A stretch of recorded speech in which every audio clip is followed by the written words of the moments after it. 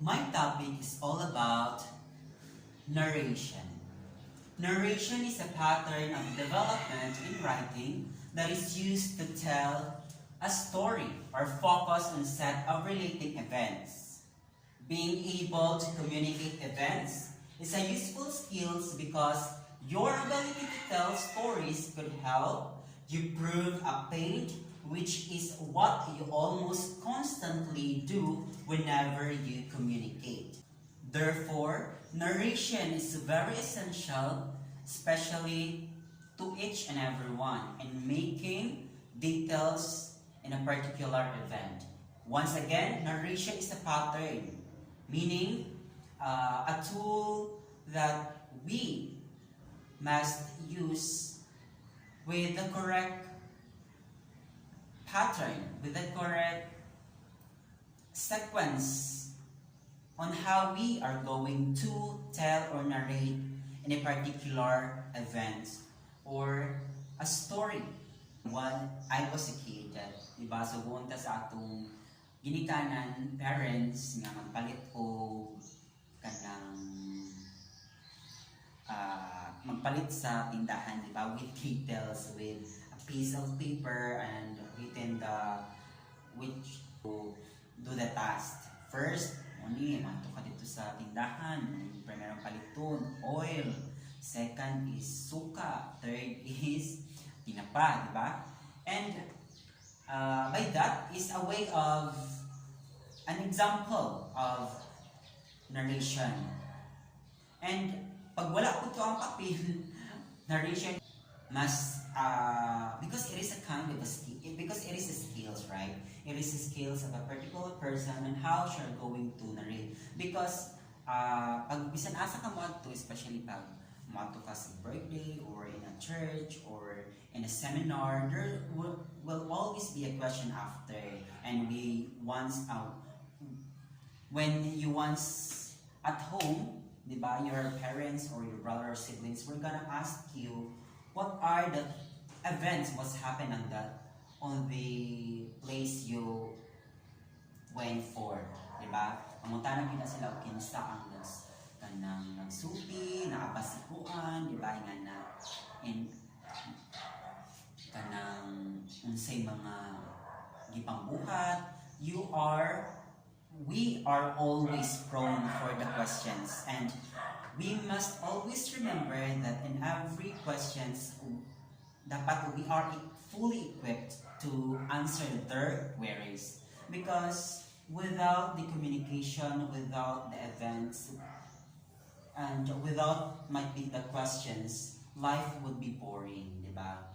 And of course, in narration, there was always be a people behind, a situation behind, that we are just strangers in this world, but we still must be the kind of. Therefore, narration is a cool development, because we are trained to on how we are going to express our feelings, how we are going to narrate the events when we once asked by others, and useful skills because in communication,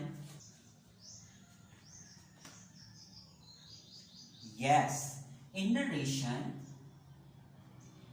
there are things we must remember.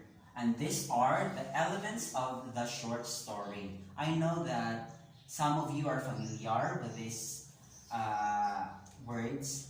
And just a short look with these words. Though, because these are part of and very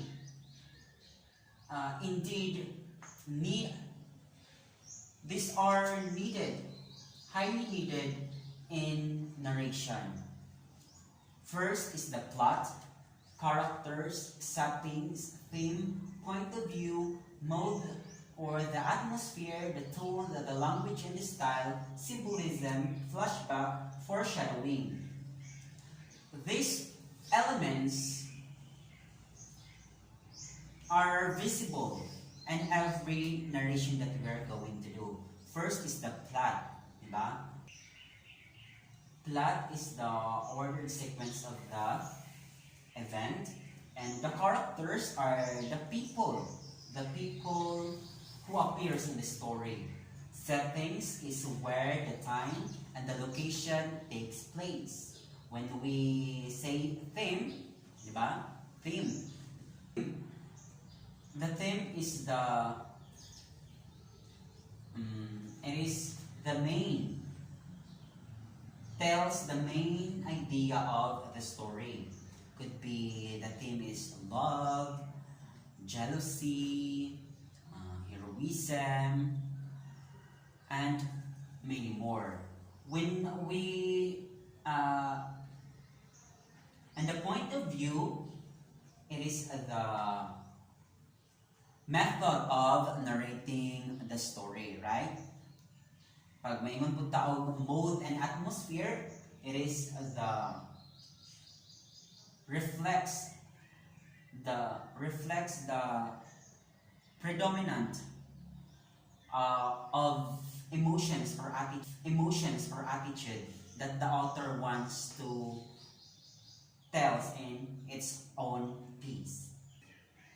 The events and language and style is the strategy being used in form of literature, and symbolism could be a word or an object or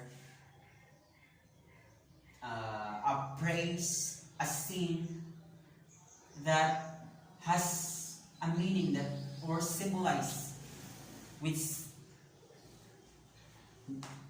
as a meaning that the author used in its word. And flashback is the plot used by an author, could be in a drama or an fiction, to recall, to show the scene. Foreshadowing is the hint that indicates the story.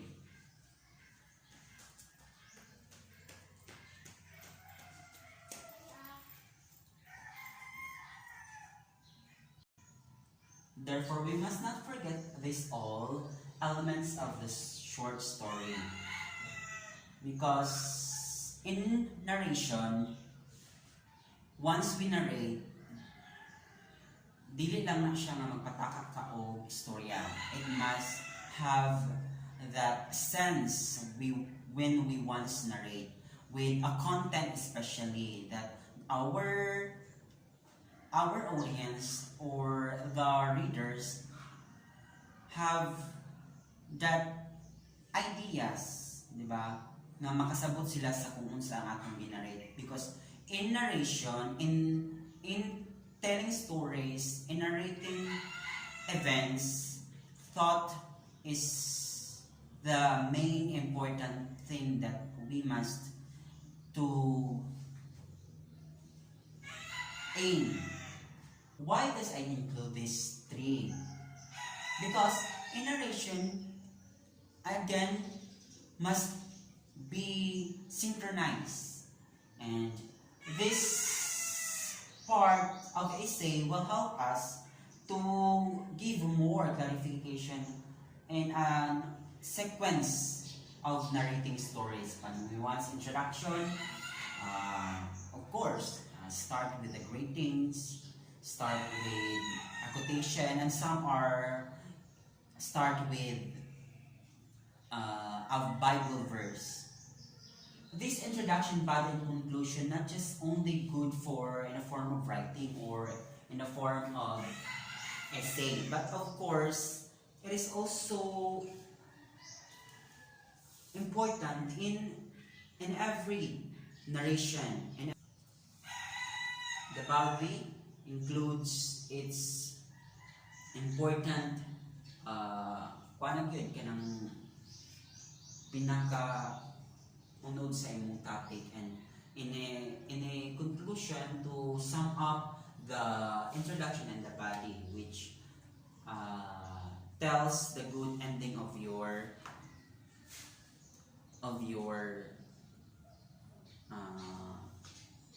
narration.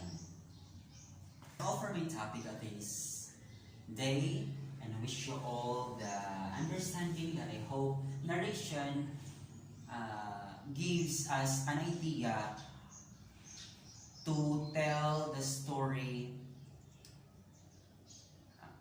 effectively, to tell the story in a form of with its correct pattern for us to be a good narrator. And once again, the name is Arman A. Tubiano.